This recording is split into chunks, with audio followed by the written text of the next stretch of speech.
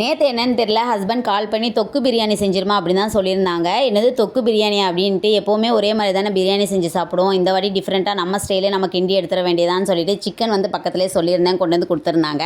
Chicken கூட இஞ்சி பூண்டு பேஸ்ட்டு, தயிர், மஞ்சப்பொடி சேர்த்து நல்லா மிக்ஸ் பண்ணி ஒரு பக்கம் எடுத்து வச்சுக்கிட்டேங்க. இப்போ வழக்கம் போல் பிரியாணி நம்ம எப்படி செய்கிறோமோ அந்த மாதிரி செஞ்சு எடுத்துக்கிடலாம். காரம் வந்து நான் கம்மியாக தான் சேர்த்துருந்தேன், ஏன்னா தொக்கு செய்கிறதுக்கு வந்து கொஞ்சம் எக்ஸ்ட்ரா ஸ்பைசஸ்லாம் சேர்க்க வேண்டியதாக இருக்கும். அதனால் ஒரு அடுப்பில் பிரியாணி போட்டுட்டு இன்னொரு பக்கம் கொஞ்சம் கடாயில் எண்ணெய் சேர்த்துட்டு ஸ்பைசஸ்லாம் சேர்த்துடலாம். வெங்காயம், தக்காளி, மல்லி இலை, புதினா, கருவேப்பிலை இது எல்லாமே 1 by 1 வதக்கி விடணும்.